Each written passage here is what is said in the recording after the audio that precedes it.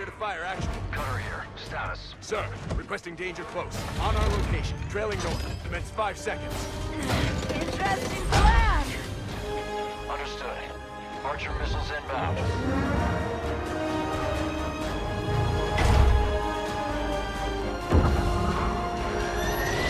What's up, guys? Today we're coming at you on board the Spirit of Fire, nearly 3 decades since she began the long voyage home, with her crew now waking from cryosleep to take on a new threat to the Halo universe. Halo Wars 2 debuts as a long-awaited sequel for Halo Wars fans, but will it offer returning players the request for a more strategic and complicated formula while still remaining accessible for newcomers? Strap in and prepare for our strategic review, because this is where you find out. Halo Wars 2 will ultimately leave you befuddled with a love-hate relationship from the campaign to the multiplayer. Now, starting with the campaign, the story starts off with the crew of the Spirit of Fire stationed above the Forerunner installation known as the Ark, where they immediately discover and seek out a distress signal, which eventually showcases the Spartan 2s meeting not only the new AI for the ship, known as Isabel, but as well the main villain of this story, Atriox, leader of the massive faction dubbed the Banished by the Covenant themselves.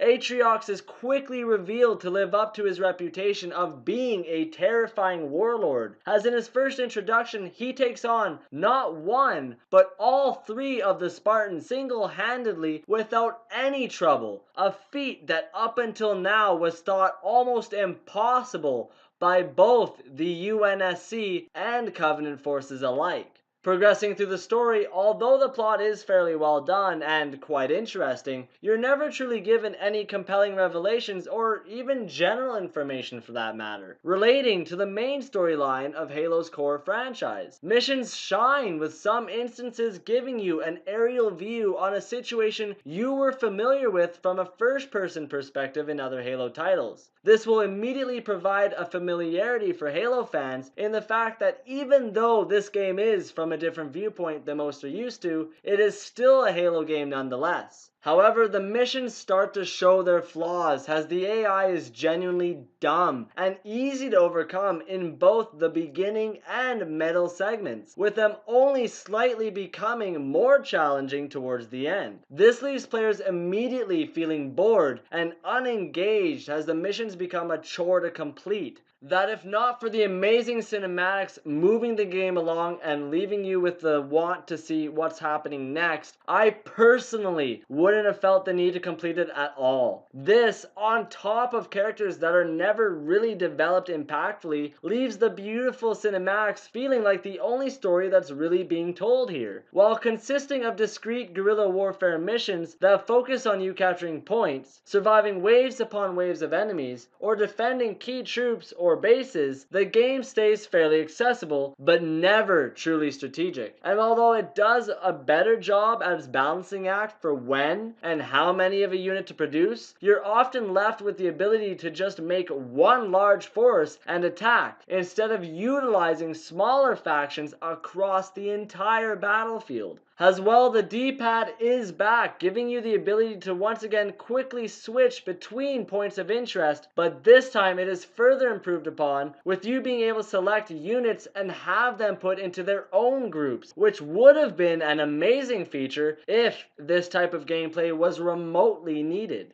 With the multiplayer, your only real decision to make is what leader you want, due to their unique and diverse powers having effective and often game-changing uses. Otherwise, the UNSC and Banished forces are relatively similar in what strategic decisions their armies provide. The game modes are fairly straightforward, which is a remarkable gem for the RTS genre, as it gives Halo fans an iconic way to play just from a different perspective. However, for fans of other RTS titles, you'll immediately be turned off if you're looking for highly strategic matches, as like the campaign, genuinely having one massive force will often trump effectively created garrisons separated from each other across the map. In Halo Wars 2, we're also given a new mode called Blitz, featuring the strategy card game genre mixed in with the real-time strategy genre. In this mode, instead of turn-based gameplay, your cards are met with real-time deployment on the battlefield as you try to play cards that outplay your opponent in both the short term of what engagement you're currently fighting, but also for the longevity of the match, as spending too much on powerful units right away will leave you at a massive disadvantage towards the middle and end of the match. One major improvement from the beta is when selecting the correct cards for your current engagement, you're met with far more consistency in choosing what's needed instead of accidentally choosing a different one due to ridiculous sensitivity issues, which often had disastrous consequences for both your current engagement and your long-term effectiveness. A major problem for this game still lies in its core feature, that is your currency accumulation. In Blitz, to gain currency, you're tasked with destroying drops that, if claimed, provide a currency generation buff instead of just a boost to what you're regularly accumulating. Due to this, players who grab the drops quickly and are also able to effectively steal their opponents are met with an unfair advantage throughout the entire match, making comebacks almost non-existent, as they're not only provided the ability to summon their stronger units more frequently, but also in higher quantities. With some backlash being met that Blitz is nothing more than a game of chance or luck of the draw, I feel that this is honestly false, as your decks are foremost built by you, and when playing you have the option to store the cards in your hand back into your deck should you have cards that are not usable for what engagement you're currently locked into. The core concept of this mode is overall executed very well and at times can be very exciting, but like the beta with the currency flaw, matches will more often than not instead be a drag for both players, either winning or losing, as the engagements become short, obvious losses to the weaker player. Domination modes are fairly standard, with you capturing and holding a location similar to the territories mode present in Halo 2,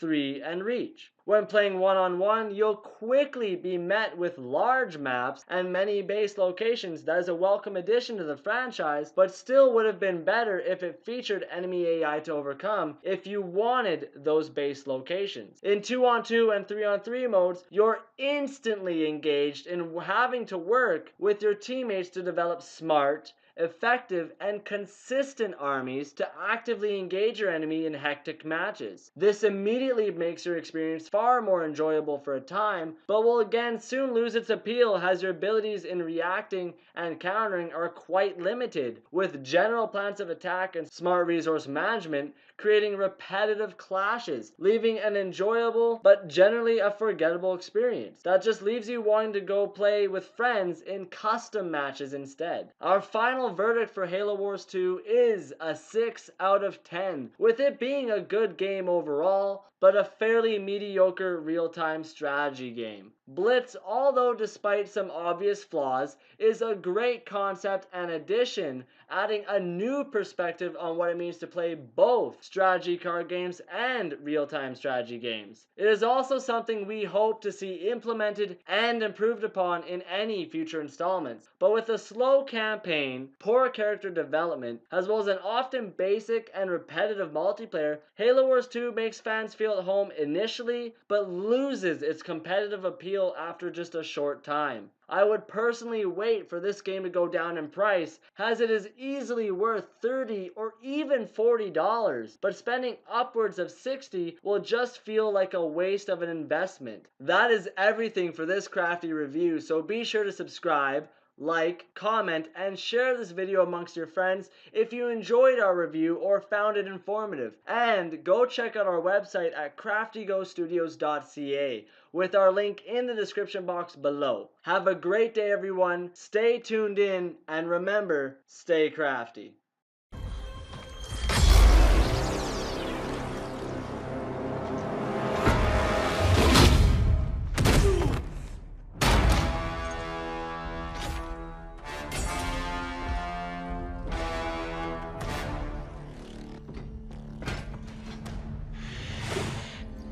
As I suspected.